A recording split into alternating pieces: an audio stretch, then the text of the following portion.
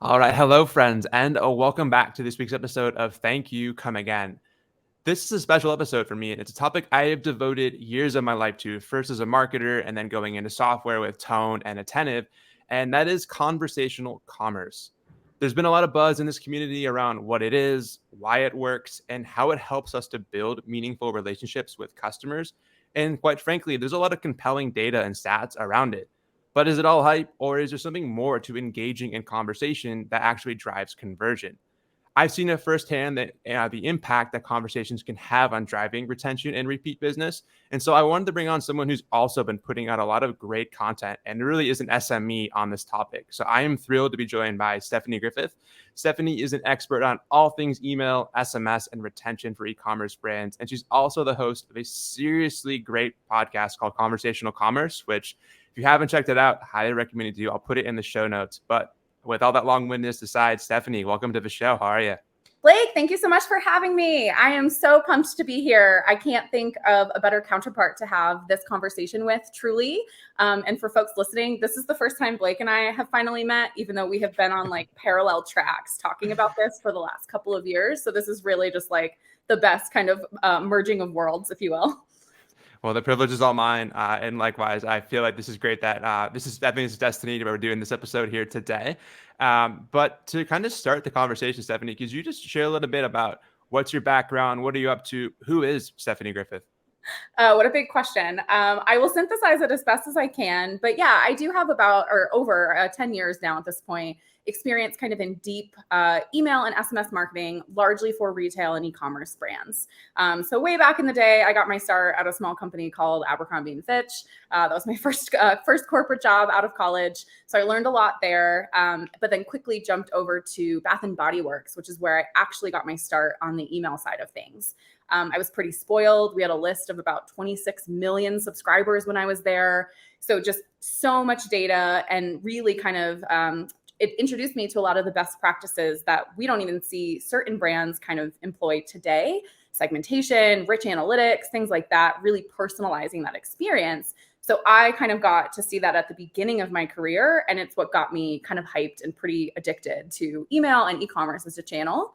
Since then, I've kind of taken a different path. I went from big corporate retail down to working for agencies where I was an email strategist in the Klaviyo and Shopify ecosystem for high growth DTC brands. I went off on my own for a little while and did the freelance thing and consulted for both brands and tech platforms in the space. And then most recently, I actually took a career sabbatical. And I toss that in there because it's something I think everyone should do at some point, because I wouldn't be able to answer questions 5 months ago about who I was. I was a little bit lost. I really needed a break. So I'm super glad that I took that. I needed that time to just be me. I spent time hiking. I live in Denver, Colorado. I love the outdoors. I love to travel. I love to read. I love to be with friends. And I kind of just needed that pause, if you will. But I'm also excited to share that I am back in the e-commerce space. I am now thank you very much. I am now the senior product marketing manager for a company called Bloomreach. And for folks not familiar, it is kind of like a Klaviyo on steroids. So marketing automation platform, also focused on largely on e-commerce brands, but bigger as well. So retail, offline, cross-channel, CDP powered. So I'm really, really excited because it's kind of this incredible culmination of my enterprise retail experience, my e-commerce experience, my marketer experience, but now I get to take that and then influence the product and how we actually bring that product to marketers, which is something I know you are also deeply passionate about. So yeah, that's what I'm up to right now. That is a new role for me. So, more to come, but really excited to take all of my experience and bring that to this part of my career journey. I love it. I'm so happy for you in this new role and also, taking the sabbatical. I think that there is so much burnout that happens in this space and, all these things can really compound. I felt really similarly as I was leaving Tone and coming to Attentive too, and I can definitely relate to, all those feelings, but also Abercrombie, your first job. Wow, that is quite the task to take on. So major props to you for that. Thank you. Yeah, as a brief aside, I think folks, especially for folks that might know me from Twitter, obviously a lot of us kind of hang out there. I mean, barring the current landscape, but that is where a lot of the e-commerce crew kind of gets to know one another, I don't think we know enough about each other's backgrounds. And I know for sure people don't realize the depth of experience that I have. I've been around for a while, folks. Surprise! This young face is actually probably older than you realize. So yeah, I'm grateful for all of those experiences in my career that have ultimately kind of led to where I'm at now. Amazing. And I think, all that experience definitely speaks for itself. And I know on this topic we're talking about today, we're really going to dive deep into some of that experience that you have as well. So let's just get into it. I think conversational commerce is probably one of the biggest buzzwords right now, 2022, I think heading into 2023. Yet I don't think there's really a maybe linear definition of what it means. And so rather than tell us what it is, can you tell me maybe like what isn't conversational commerce? Yes, what a great question to start with. I love this because I've been on other podcasts before, and I think I was asked to give me best practices for SMS. And I'm like, I'm going to start with like the anti-best practices of like, don't do this. So we'll take the same approach here. Conversational commerce is not checking a bunch of boxes. And I think, unfortunately, for so many marketers and operators and founders, like that's what you think you have to do. You have to send the email, check the box. You have to send the text message, check the box. You have to put live chat on your website. Oh, you checked the box on that. That is not conversational commerce. Just saying you have those things or just doing those things does not necessarily make something conversational. It doesn't make it personal. And personalization is, I think, everyone's favorite buzzword. I mean, that has been around since almost the dawn of email time, which is pushing quite a few decades at this point. And we love to talk about personalization and just, another box to have checked. So I really like that conversational commerce has replaced that and has become the new buzzword because there's so much more nuance to it. There's so many more components there. Yes, personalization is part of that, but it goes a lot deeper than just some of those surface level tactics, if you will. 100%. I know that we're going to dive into all those nuanced things and talk more about it. And I think at the end, maybe we can give a better informed definition of what we think the conversational commerce definition should be. But you say that we've lost sight of what makes commerce inherently human. Why is that? Yeah, man. That was such a hard statement for me to give. And for folks again listening, I gave an opening keynote talk on this very topic for a conference earlier in the year called Unspam. And I'm also pulling from incredible conversations that I had throughout recording for my podcast, Conversational Commerce. And it became so clear that like the one element that we are not really doing is talking to people like people. We throw so many of these fancy words around, speaking of buzzwords. So subscribers, audiences, leads, customers, like we reduce people down to something other than exactly what they are, which is humans, like you and me. Yeah. Are we customers? Are we the people that these brands want to reach? For sure. But as soon as you lose sight of that and you just start talking about them as something else that is totally alienating to who they actually are, it's going to be reflected in all of your marketing, all of your your online experience. That customer's experience is going to be dramatically impacted in a negative way because you're no longer viewing them as a person. And I think that is really kind of the underlying issue that we're seeing that is preventing people from kind of unlocking some of the deeper elements of conversational commerce. If you don't start by like saying, hey, we're actually trying to talk to people, we're trying to reach people, we're not trying to just grow a list of subscribers, we're not just trying to like send out the text, whatever, then I think things automatically take on a more human element. And yeah, I stand by the fact that up until this point, I still think we've lost sight of that. I fully, resonate with that. I think too, one thing that we kind of saw with like the rise of SMS in the late 2010s and into the 2020s now is it's just been a check the box sort of like you're not really seeing the other person on the other end of that. Batch and blast has been a big thing. I know we're kind of moving away from that, maybe, I hope. But in a lot of ways, I think like talking about this human component and how we lost sight of that. If connecting with people on a human level is like a key lever to selling, why do you think maybe then we haven't approached selling in this way before? I could give a dissertation on that. So that is such a big question. And it's because we're operating in this ecosystem that we've just come to know. But I want to bring it back a little bit further. So again, kind of harkening back to my Abercrombie days, think of brands like Abercrombie, think of the Nikes of the world, think of the Bath and Body Works, mall brands. Remember malls? Before e-commerce, there was malls, there was retailers, there was big brand names and identities. It's not that we don't have that anymore, but it's not the same as it used to be. So let's go back to we'll say the 90s and the 2000s when people were literally writing songs. So think of I like girls that wear Abercrombie and Fitch. It ruled our worlds. So the way that brands used to interact with people was one directional. It was brand as a hierarchy up here, people down below. The brands were communicating to and at kind of the people they wanted to connect with, but they weren't inviting people back into that conversation. Abercrombie was not going out and saying, what do you think, we should provide? What type of experience do you want to have as a customer? They were saying, these are the hot trends. This is how we want you to dress. This is the cool kids club. Do you want to be a part of it? And so people kind of just adopted and bought into that brand identity. And again, it was very one directional. We didn't have the mechanisms that we have now to even really open up the dialogue between brands and people.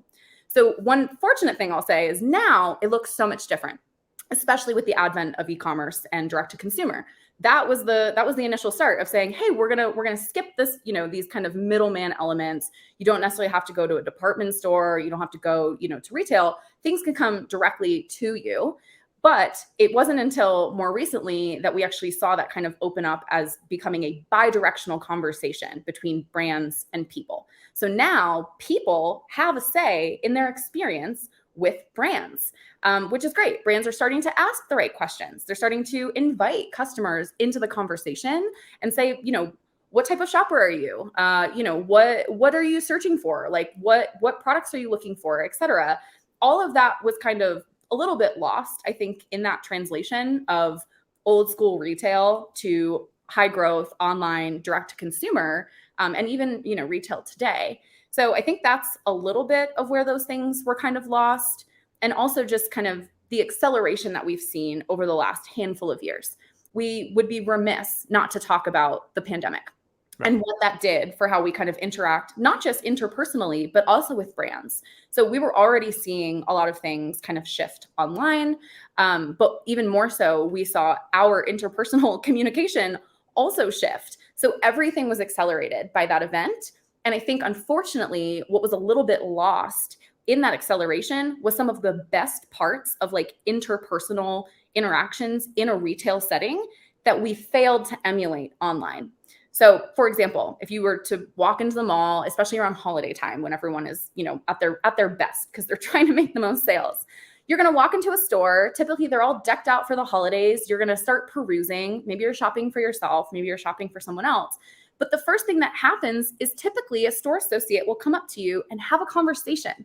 I used to work retail. Before I did the corporate side, I worked in stores as a retail associate. And it was the best part of the job, was getting to be like, hey, welcome in. What are you shopping for today? How can I help you? What are you looking for?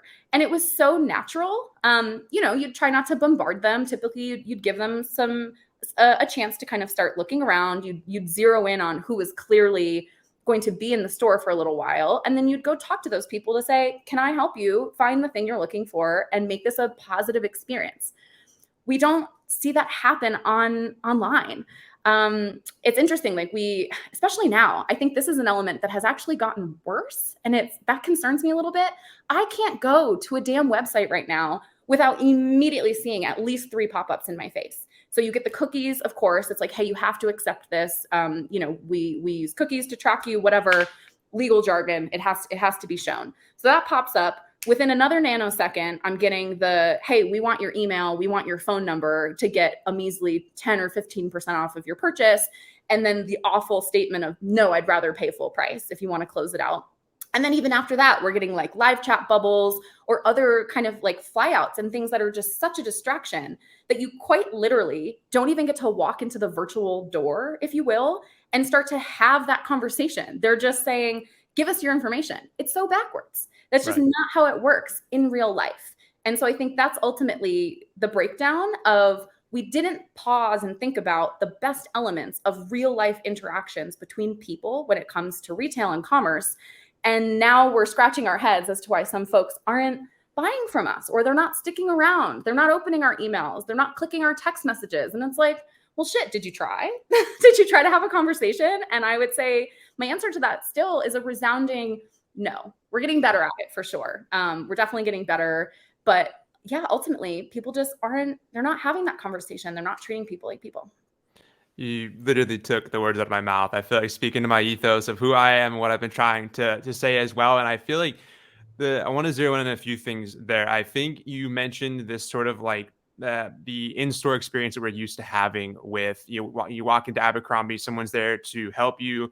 Maybe you have sizing questions. Maybe you want to say, hey, do you have this in this color? Whatever the use case is, that experience right there is so critical to building that trust and relationship with Abercrombie, the brand. Just as if you were in a DTC store, if you had that same level of conversation and quality of experience, like you would feel much more confident, I think, in your purchase too, or being able to even make that conversion happen.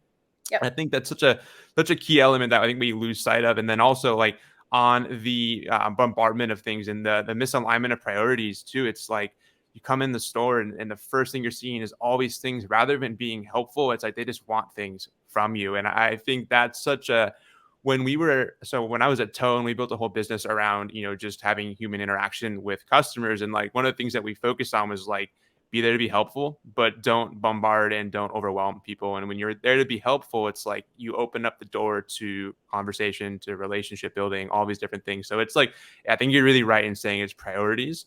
But also thinking about how you can naturally just invite that conversation into. Yeah.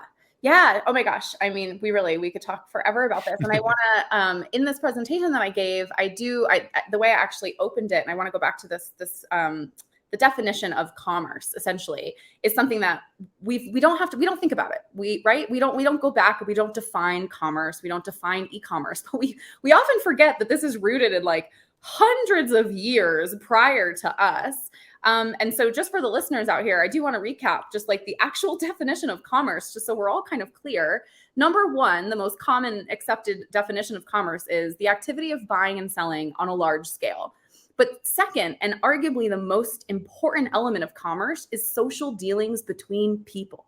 It's in the definition, and yet we forget it all the time because we're not looking at the definition. We're just thinking of sell more stuff. I think PostScript actually even has that on their website, and like no shame against PostScript. It's a fun, smart pun for SMS, but it's like we really have lost sight of the human element of that. It's like it's not just selling more stuff. It's of course, that's what we're going into business to do. As marketers, we're trying to get people to come to our websites. We're trying to build those relationships, ultimately to get them to buy something and hopefully to get them to buy again. Right? But you can't do that if you don't treat it like a conversation and if you don't treat it like building that relationship. So yeah, I just want to remind everyone here, commerce is ultimately the social dealings between people. So really let that be the guiding light. 100%. That's such a critical definition to have. And I think one of the answers that people run to then in that case of like, how can we make things more interactive is personalization. And I know you have some feelings around personalization. I think you wrote in a tweet, just because it's personalized doesn't mean it's personal. We're giving ourselves way too much credit on this front. I love that. And could you just unpack like what you mean when you say that just because it's personalized doesn't mean it's personal? Yeah, thanks. I'm really glad that you zeroed in on that because that is one of my favorite things that came out of some of my podcast interviews, because we kept hearing this like, oh, we're checking the personalization box. So again, it's not the check the box that matters. So sure, could you pull someone's first name into an email or, pull their first name into a text message and say you did personalization? Yeah. Does that make it actually feel like a personal interaction to folks? No. I don't know about you. My inbox these days is it's a shit show. I'll say it. I will go on record. I've already gone on record as being a bad email marketer because I am just mass unsubscribing from things at this point because I've given so much of my time and so much of my money to a lot of brands and companies that they should, in theory, have enough information to give me truly personalized experiences that feel personal to me. So for example, I'll throw out a couple of brands, and this is not to name and shame. It's just brands I've shopped with that I can confidently say are checking the personalization box, but they're not actually making it feel personal to me. So Eddie Bauer is a good one. Again, I live in Colorado. I do a lot of outdoor activities. I've spent a lot of money with this brand. And so I was really surprised to still continue to get emails from them that would showcase categories that I have clearly expressed no interest in. For anyone that knows me, I do not have children. I'm fairly outspoken on not planning on having them. And so you can bet that I am not shopping from the kids category. I'm not buying kids items. I don't think I've ever even bought men's items from this company. It's strictly women's, it's strictly outdoor gear. And yet I continue to get emails that are like, hey, here are t-shirts for men and kids on sale. And I'm just like, you have my name in the email because I'm part of their loyalty rewards program. So at the top of every email, they're like, hey, Stephanie, here's your $10 rewards coupon. But then the rest of the email that is supposed to be incentivizing me to, probably spend that $10 and come back and make another purchase is not at all actually relevant to me. And it's just like, as a marketer, of course, I just throw my fists up because I'm like, you have the data. It could be so easy to like hook me almost every time. Even with simple things like, hey, Stephanie, because you bought this, you might like these other items, or like, thanks so much for this purchase. We know you purchased from these categories. Try these other ones. They don't even have to be so blatant. You can do it with segmentation if you have the purchase data. So it's examples like that. Also, spam. Go to your spam inbox. It's so funny. You can go. They're personalized to high hell these days, especially if you're in like the B2B space. They can find so many pieces of information about you. That doesn't mean it's personal. Yeah, they pulled in your first name and your job title, and they think that you want their cold sales pitch. Does that mean it's like personalized? I guess. Does that feel personal to me? I'm like, no, get the hell out of my inbox. It's spam. I didn't sign up for this. So Right. it's just funny when folks are like, oh, but your first name is in it. It should feel personal to you. I'm like, no. So yeah, just because we're pulling in people's first names, just because you're using merge tags, just because you're kind of slapping here's the last product you viewed into an email or into a text message, that's not enough to actually make it feel personal for folks. And I think that is that critical unlock. And the more we prioritize kind of that foundation of conversational commerce, treating people like people, remembering that commerce is supposed to be these dealings between people, then we can make things feel more personal. But until we get some of those other elements right, we're just going to be stuck at the personalization stage, I think. Yeah, I think that's such a great call out too. It's like right now there's sort of this mentality of like personalization is everything, and we have to be so highly personalized. But I mean, really, what is the data points that go into that make it personalized? I know, but that's something that we could probably unpack a little bit more here. Is if first name, and some of these things aren't the solution to inviting more natural, organic conversations. What might be the answer then? Like, how do we actually think about getting into meaningful conversation with customers? Like what kind of data things should we be thinking about asking? Like, what are your thoughts around that? Yeah, that's another thing I talk about, and I'm glad I get to talk about it now because I haven't talked about this actually enough. I think there's a handful of let me go back and rephrase this. We've been so addicted to so many different data points: long-term value, CAC, ROAS, ROI, open rates, click rates, all of these things. We toss all of these different data points around. And then on the personalization front too, we say, oh, we've pulled in first name. We captured their email address. We know what they purchased. Like that must be enough. No. So especially in this era of kind of like privacy concerns where we're talking about moving even from forget third-party data. Stop trying to rely on third-party data. That is not going to give you the answers that you want. So now we move into more of the first party and the zero party data space. So first party data being the data that you're capturing on your owned properties. So customers are coming to your site, they're making purchases, they're giving you information that you own and you don't have to rent from somewhere else. So that's an improvement, right? Then we go a step further and we say, okay, zero party data. That is data that your customers are freely giving you, whether they're kind of filling something out on the site, maybe you're progressively profiling them in emails or text messages. I think that is an incredible improvement, even above first party data. But I want to repackage that and say what we actually need is conversational data. We have to ask the questions, like start asking the people coming to your site what they want. There's plenty of ways to do this. So surveys, of course, I think are super powerful. I will give a shout out to Octane AI here because they are so, I think, integral in kind of that Shopify ecosystem. Absolutely. And they've really shown what the power of conversational data can look like just by asking. And you don't have to ask a ton of questions. But again, like, let's think of that retail experience. Rather than immediately saying, hey, can I have your email and your phone number and I'll send you 10% off before you even know what you want, why not start by asking, especially around the holiday times, you come to a site and you say, are you shopping for yourself or someone else? Say you hit, oh, I'm shopping for someone else. And then you're given a kind of a starting point of, here are some of our top giftable items this season, based on what you're looking for. That's having like a virtual assistant kind of hold your hand and say, let me take you over to, the part of the store or the part of the website that's going to be most valuable for what you're looking for. And then also, surprise for marketers, you get the data point. You get to know that they're not actually purchasing for themselves. So then you can curate a better experience after the fact, because maybe you need to provide something for the gift, the giftee, I guess the recipient of the gift, instead of assuming that you just, landed a brand new customer that you would onboard a little bit differently. So it seems so simple to me. It's just like all you have to do is like ask questions about how people are actually shopping and what they might be shopping for, and then take that information and actually use it to provide those better experiences. Like, really, conversational commerce, I know I shouldn't be defining it like so early on, is truly just asking the questions, taking the conversational data that is actually given back to you, and then using it to provide a truly customized experience for that individual person. Because if you have the data, you should be able to use it. And I think that's a lot of the problems as well. We think we're capturing so much data, and even if we are, oftentimes we're not using it. And that's such a shame. It's such a missed opportunity. Get the data and then use the damn data. Such a missed opportunity. And I think very well-deserved plug of Octane AI and those quizzes that they build. I think when those came out, I remember I was one of the early users of it with a company I was working with called AutoBrush. And we had built this whole quiz around just getting conversational data, learning about what customers' needs were, segmenting them out, and then making a thoughtful recommendation. But even we knew that a large percent wasn't going to convert that day, but it's we now have all this great puzzle pieces that we can go and build our automations around. We can go and build our campaigns around, segmentation strategies, whatever it is.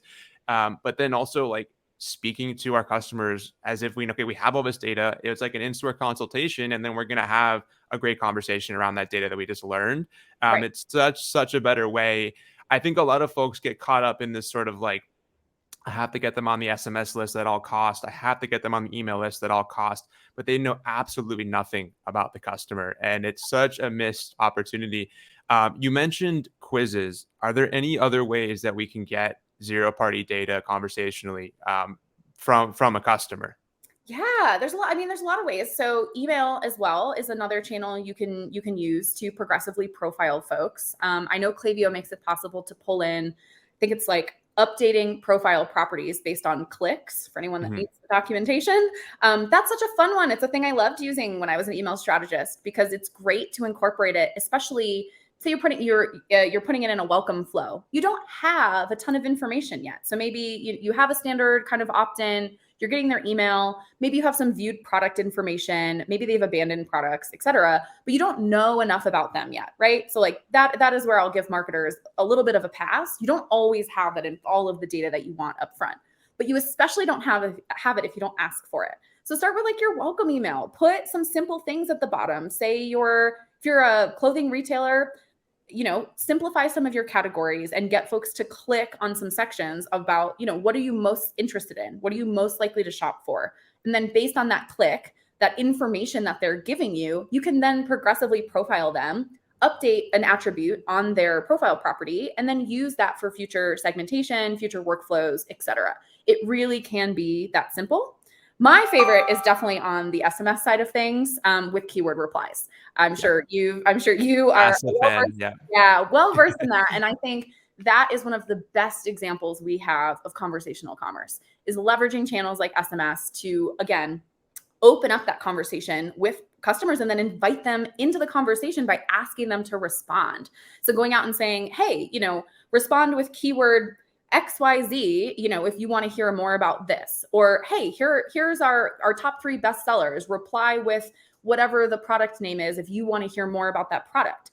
Again, guess what that gives you? That gives you that zero-party data point, because someone is telling you directly what they're most interested in, and then you get to take that information, hopefully, and use it to create smart experiences after that interaction. So I think that's a great one. And I think SMS just feels to me so much more conversational than channels like email. So email is one of those ones where, again, my background is in email. We like to pat ourselves on the back and say, we've personalized emails. We've made them conversational. We've put in dynamic product recommendations. We've put the person's first name in there. We're pulling in the photo of the product they last viewed or what they abandoned in their cart. Certainly that's conversational. I'll ask you, and for anyone listening, how many emails from brands are you sitting and responding to from your inbox? Oh, it's very little, if any, to be honest. And if I am, I'm usually upset about something. So it's not, yeah, I'm not having a conversation over email for sure. Exactly. And it's like, imagine if we could get ahead of that and perhaps you'd be less upset and less likely to respond to emails only in a negative way if it felt more engaging and conversational. So Mhm. channels like email, I think they've done a good job with, again, we've done what we could, I think, in that channel with the limitations of the technology. It's just not as conversational as channels like SMS. And so that is why I am such a huge fan of SMS, especially for conversational commerce, because it is quick. It very quickly and easily replicates the medium that we're most used to using to have conversations with our friends and our families. Like, brands should want to have that positive sentiment with the people that they're trying to reach. Like, don't be careful with how you do it, but there's really fun ways to kind of open up that dialogue and then solicit for that zero-party data that you're looking to get and make it clear. Like, you can be cutesy about it and also let folks know you're asking because you actually want to be able to provide them a better experience. I think users expect that, but it's also helpful if you remind them that, like, hey, we want to provide a better experience for you, and so in exchange for you giving us additional pieces of information about yourself, we're actually going to use that, and then the brand's responsibility is to actually use that, of course, to provide a better experience. 100%. I think that, the conversational SMS to me is like the biggest opportunity right now. I think in retention marketing, I think just to build relationships. I know there's a lot of opportunities out on the table, but it's like conversational SMS is such a valuable tool if you know how to use it. You put in the setup work. If it's your keyword automations, we're platform agnostic. So whether you're using PostScript or Attentive or whatever you're using, like there's a lot of cool things you can do to be able to build those automations out.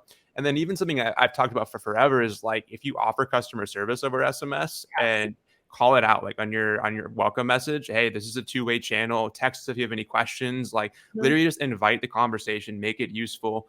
The keyword one is super, super interesting because it also can span the entire journey. If it's pre-purchase with that welcome series, abandoned cart, or even like post-purchase, like something we're doing at Wonderment, like specific to shipping is like to be able to even say like, hey, you just got your package. Text 1 if it's damaged. Text 2 if you got it, everything's okay. Text 3 if you need to get a hold of us. Like literally just inviting conversation too. It can be about data, but it can also about just being helpful too. Like there's so many facets and caveats I think to it. But as we think about that too, I mean, one of the things that I think can come up as we're capturing this zero party data is the data can become stale, or maybe you need to refresh that data, just because, I told you my preferences 6 months ago. It doesn't mean that 6 months later, I still have those same preferences. How would you recommend maybe keeping that data fresh, making sure that we're getting the highest quality data that's accurate of a customer over their entire journey? Yeah, great question. It's definitely, I think that's another kind of fallacy, right? It's even if you set up automations, they shouldn't be set it and forget it, and neither should your data capture. So on the email and SMS side, something that can always kind of supersede some of those preferences that you might have collected a long time ago is purchase behavior or on-site behavior. So even if it's not that zero party level, you can still look at the behavioral signals that your users are sending to you based on what they're coming back to your website and doing. And also certain signals are the lack of signals, right? So if they're not engaging with email for some reason, try SMS, text them again and say, hey, it's been a little while. Can you let us know if you're still interested? Can you, respond with this keyword if you need help, or if you want to see our newest products? Like maybe they need a reintroduction. Sometimes you really have to kind of bring it back to the foundational level of that relationship and just say, hey, what's been up? How can we kind of like bring this back, if you will? So I think some of it can be that easy.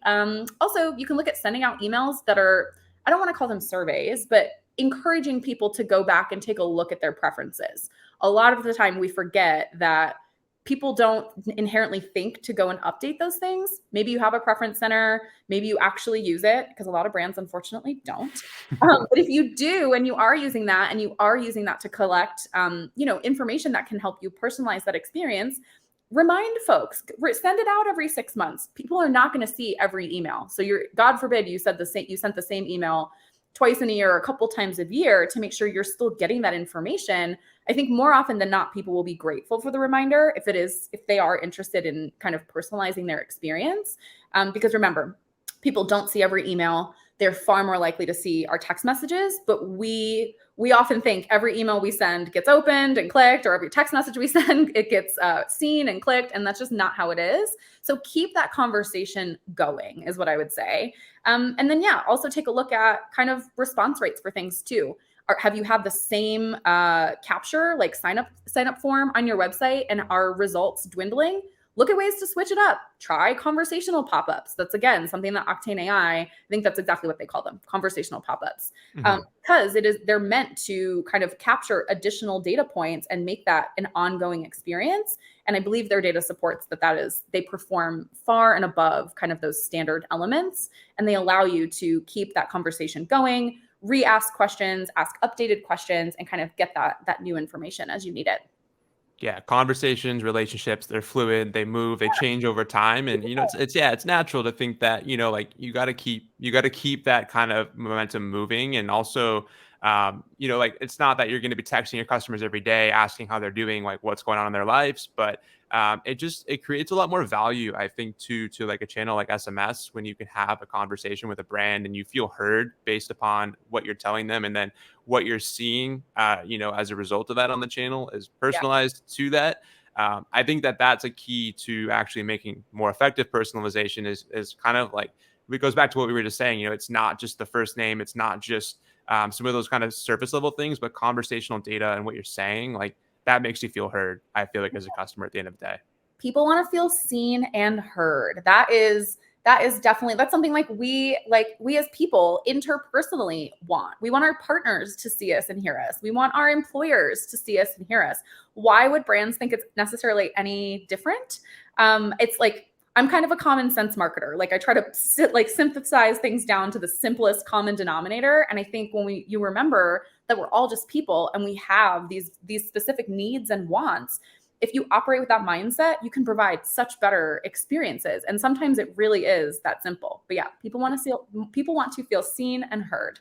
I love it. Yeah, I think that's a great theme to think about with conversational commerce in general. And I think that's the superpower, I feel like, is it gives you an ability to connect with your customers on a deeper level. That's what creates the trust with the brand. That's what creates, I think, the loyalty and repeat buying behaviors, is when you're able to feel heard and seen. Like there are occasions, where like I reach out to a brand, I'm upset or something, but then we have a conversation and they resolve a situation, or even if it's just giving them data and then I'm getting really personalized stuff as a result of that. Like there's so much that can happen if you just start the conversation. I feel like that's such a great way to think about it. But to give some tactical know-how, now we've talked a lot about kind of the why, the ethos, all these things.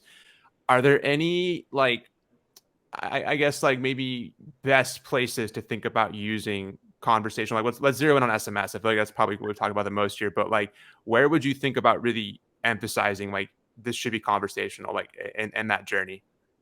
I mean, I truly think that all of it can be conversational. It's just a matter of the level, I think, of conversation. But I think brands really need to think about this as like a cornerstone and a foundational element, and not pick and choose so much.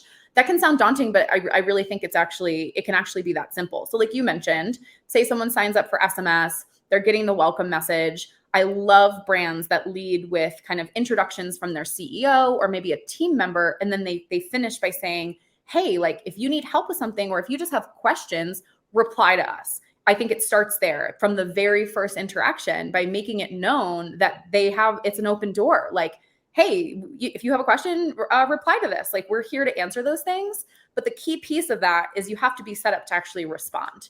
There's nothing worse than having a brand be like, oh yeah, text us. And you text and you're like so stoked about it, and then you get nothing back, right? Because then that feels like you got ghosted. No one wants to get ghosted. don't ghost your subscribers. Don't ghost people. There's another one. But then, yeah, for SMS too, I think additional automations, that is where I would say it probably works the best.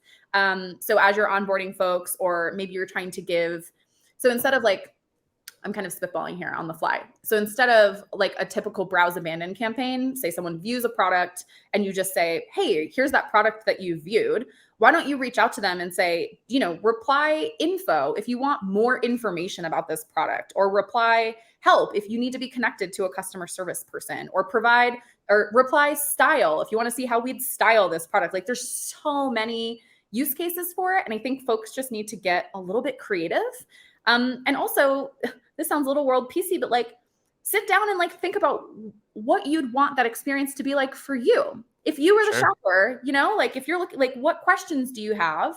Think about how you can go ahead and proactively answer those by engaging in those kind of two-way conversations and responses. I think that's where some of those elements start. Another thing I'll say too, and this doesn't even have to necessarily be a two-way conversation. I'm going to give credit to Joanne Coffey for this one. She's currently at Jones Road Beauty. I know a lot of folks know her name. She's a rock star. I really admire a lot of the work she's doing. I interviewed her on my show, and she talked about the importance of like not just having conversations directly with your customers, but listening to the conversations they are already having with your brand. That comes out of going to places like reviews, looking at, feedback that you've gotten, and like other social channels. See if people are like raving about a product. Take some of those things that they have said and like say it back to them so they know that you're listening.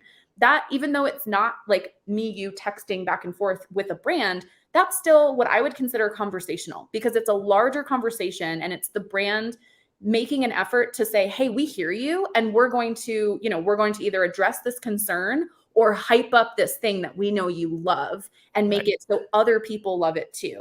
I think that is such a smart way to approach things. And we often lose sight, again, of some of those simple elements. It doesn't have to be as complicated as setting up triggered responses, as progressively profiling things through email. Listen to what some of your customers are already telling you, especially if they have concerns or complaints that need to be addressed, and then answer them, address them, make your customers feel seen and heard. Like it all comes back, right? Couldn't agree more. We're big fans of JRB and Joanne and what they're doing. They're a Wonderman customer, but also just doing awesome things in the space. And like, I think that's a great call out too, is you can just listen to what's already out there, the chatter that's going on, and inform better just overall like experiences around that. And even on the, to pull it back to some of that kind of like keyword stuff too, like you can definitely create that sort of, if you can have a one-to-one human, I think that's the ultimate way to think about conversation. If you have it connected to like Gorgeous or like a help desk and you're doing it that way, or that can be really tough, I think, to keep up. Is that such a the response expectation is almost untenable for brands. Like if I'm texting you, I'm gonna hope that you text me back in a few minutes, kind of thing. And a brand that's thinking about like a 60 to like if they're great, to even like 60 minutes, like maybe even a day, response time 2 days. Like in some cases, like it can be hard to maintain that. So the keywords is a great way to bridge that gap, keep it conversational. But like I've seen some awesome use cases. To your point, across the life cycle, it can be on that welcome series, that browse abandonment, like an abandoned cart, and even having objections in the keyword replies. If you have concerns, or you want to know about like holidays around the corner, like shipping deadlines, maybe you want to like let them know about that. There's just so many things.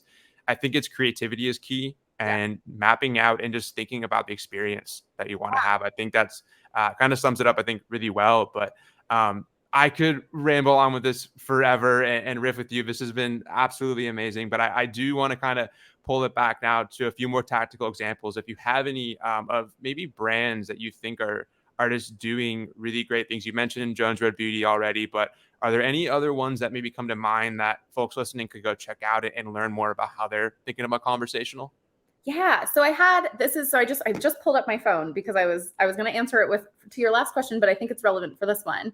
So this literally just happened today. So there's a brand called Bespoke Post that I have been an on and off subscriber of for, about a decade now, back when I was in college. So maybe over a decade. They started as like a men's subscription box company, but they would also send out really high end, like homeware and kitchen items and stuff, which is ultimately what I zeroed in on. And now they've expanded quite a bit and they offer a wider variety. But so for anyone that's familiar with them, I had an interesting experience. They only just started dabbling in SMS. I think they even say when you sign up, like it's their beta program. They're like, this is new. We're figuring it out. Love the transparency, right? It sets expectations for, don't expect too much. But so they sent me my monthly box for the month, and I'm just not in a position where I'm shopping from them right now. It's not something I needed. So I skipped my box shipment for the month. Email automatically goes off and is like, hey, you've skipped your box. You have until this date to like change or cancel. And here's other stuff that you might want to look at. Yeah, fine. I got a text this time, which was really cool. So this happened today. So it's from Bespoke and says, you've skipped your box, but check out our brand new exclusively priced perked products. So it's, again, kind of cross-selling me and saying, hey, because you're a member, you actually get discounted offerings for these other things. So even if you don't want your box, here's something else. Yeah, fine. But this was cool. So it says, hey, you actually have one more day to choose your November box. So if you actually do want some help, it says just text, and it gives a longer number. So instead of the short code, it feels like a direct line to someone. Mm-hmm. So it says just text, and it gives the phone number to get a personalized recommendation from a live member of our team. That's Holy so cool. Shit. I have not seen examples like this. That is something I have encouraged previous clients to do, is find windows of opportunity where you can say, text us and we're going to give you live recommendations. How cool would it be for brands to do that during the holidays? Can they do it all the time? No. Do you need to definitely have some sort of like dedicated person, or, do a time bound thing where it's like an ask me anything almost, of like from 2 to 4 p.m. on Friday, ask us your questions and we'll have someone there, ready to respond to you. Sure. This is such a cool example to me of conversational commerce. Are they trying to get me ultimately to purchase that damn box? Yeah. But does it feel so much better that they're like, you know what? Maybe you just need some more information about our offerings this month. We want you to talk to a real person, so you get the recommendation that is most personalized for you. Hats off to Bespoke Post. This just happened today. How perfect for this conversation, because I was like, damn, that is one of the better examples I've seen in a little while now, because of some of that lack of creativity, right? Don't just send the text message. Open up the conversation. And this one, I think, is a masterclass in how they're doing that. So more of that, please. More of that, please. Yeah, 100%. Yeah. I think that I've been, beating that drum for a long time. Like when we were doing this at Tone, like we were doing very similar things for brands on behalf of them, having those conversations. And I know that whether that's you're using a help desk and you're replying there, or you can use a service, like not to be platform specific, but like at Attentive Concierge, for example, and you're having that kind of managed service, one-to-one reply, and you can do it at real time. So you send those texts and you're like, hey, we're here to help. And then someone is there to help instantaneously. It goes back to what you were saying earlier on the in-store experience, and to be able to mimic and mirror that sort of relationship with the brand and the consumer. Such a powerful way, I think, to be able to bridge that gap, bring us into the 2020s of where like conversations should be happening with DTC brands. And this is a great way to do it. So I think that's a fantastic example. Yeah. And I can send you that screenshot, or I'll tweet it or something, so that way it's out there. But yeah, it just happened today. And I was like, man, this feels better. I haven't actually texted, and I'm going to do my due diligence after this conversation. I will text that number and be like, let me see what this is all about. Because yeah, it really did stand out. It's not every day that you do see those human powered interactions. And I think consumers have gotten smart, right? They know when you send the email that it goes out to thousands of people, even if it says, hey, Stephanie in the hero image or something along those lines. Consumers are not dumb. Don't forget that, because we are also our consumers, like, especially on the marketing side, what happens behind the curtain. And a lot of consumers have gotten really savvy in that regard too. So I think, like, don't try to be too sneaky about it. Try to make it feel really, really human, and actually involve real people wherever you can. Yeah, I couldn't agree more. And so much ground has been covered, I think, in this conversation, starting, with defining, what conversational commerce isn't. You're talking about some of like the personalization dilemmas that we've had, and really now thinking about like, how can we inject more human qualities into our conversations, whether that's over SMS, email, or using quizzes to capture really valuable zero-party data, and then actually using that to inform better strategies. And there's tons of great examples, I think, dropped throughout this. But now, to put a bow on all of this, Stephanie, give us your best definition. What is conversational commerce? Thank you so much. Yeah, I think we've been leading up to this moment, right? I love definitions. So the way I would really position it is it's pretty simple. I think conversational commerce is that two-way relationship that is ultimately trying to make commerce human again. Like it's inherently human. So let's bring it back to kind of that initial definition of social dealings between people, buying and selling, and kind of combine that into the more modern approach of it being that two-way relationship that makes it more human. I would say the big element of that definition is if it's not two-way, if it's not bidirectional, if you're not asking and listening and then responding to that, it's not conversational commerce. So if you can think of that framework and kind of harken back to that definition, I think that gives folks kind of a good starting point. But yeah, and also invite people into the conversation. Like it starts with that, definitions aside. Invite your customers into the conversation. Ask yourself, like, if this was an experience I was going through, would it feel good, for me? And then take that information and create better experiences for folks. Because we're all just people. Talk to people like they're people. We're all just people. Yeah.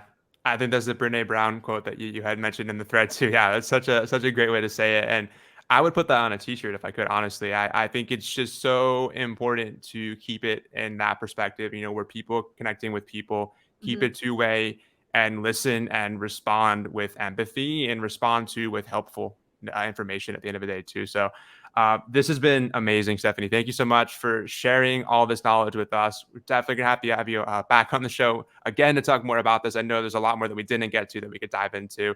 But before I let you go, where can listeners go to get in touch with you? Well, for now, they can still find me on Twitter. So we'll see how long we're all able to kind of hang out in that space. But for folks that are still having conversations there, you can find me at Queen DTC. You can also find me floating around, on LinkedIn if we have to leverage that platform. And then I would be remiss if I didn't plug again my podcast with Matt Lady, Conversational Commerce. That is really what made me so passionate about this. It was having those conversations with people in our industry that are actually trying to bring this to life. They're trying to better understand our industry and the people that are powering it. So if you want to go a little bit deeper, if you want to hear from some big folks in the industry all about conversational commerce and get perspectives that are not just mine, check out the podcast. It's the highlight of my career so far. It was some of the best conversations. So yeah. Definitely give a +1 to that. And I'll link out to the show notes and for all that information there. I definitely think this was a great teaser of what Stephanie's podcast really dives deeper into than even what we covered here today. So lots of great stuff there. But again, Stephanie, thank you so much. This has been a lot of fun, and we'll have to have you on the show again very soon. Thanks so much, Blake. This has been a blast.